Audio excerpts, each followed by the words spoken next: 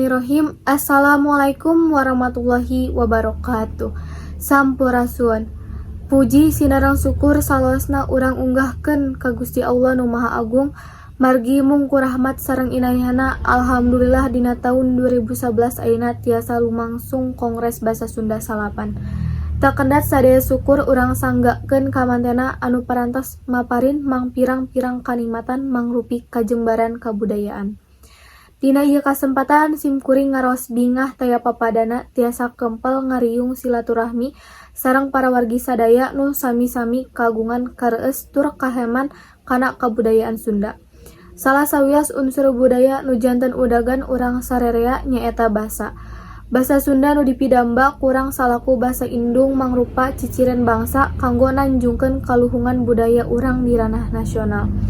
Kukituna simkuring umajak ka para wargi sadayana kanggo miara tur ngamumule basa Sunda.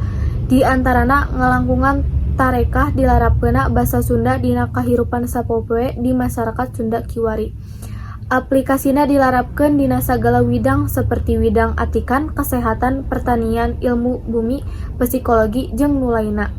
Dipihareup tarekah kitu teh tiasa ngabantosan kana pangwangunan pamarentah Provinsi Jawa Barat nu kaunggal dina Peraturan Daerah Nomor 5 Tahun 2003 nganaan miara basa, sastra, jeung aksara daerah. Ku ayana akselerasi atau percepatan di sagala widang tiasa dijantenkeun pamecut kanggo nanjengkeun kabudayaan khususna dina widang basa, sastra, jeung aksara daerah. Nembongkeun prestasi enggoning ngahirup-hirupkeun miara tur ngamumule basa katut budaya Sunda. Simkuring miharep ku dilaksananakeunna kongres ieu bakal numuwuhkeun rasa cinta kana kabudayaan Sunda anu salajena bakal mamaparin pangaruh kanggo magehan kabudayaan nasional. Hal ieu tumali sareng tema kongres ayeuna nyaeta ngamumule basa magehan jati diri bangsa. Dina ngalaksanakeun pangwangunan diperiyogikeun upaya silih rojong ti sadaya pihak. Hal ieu mangrupi kawajiban urang sarerea lain ngan ukur kawajiban pihak pamarentah.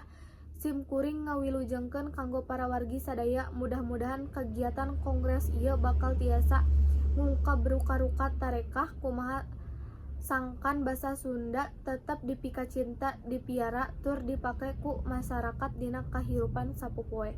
Kesan magehan tatapakan kahirupan budaya nasional Indonesia. Wabilah taufik wal hidayah. Wassalamualaikum warahmatullahi wabarakatuh.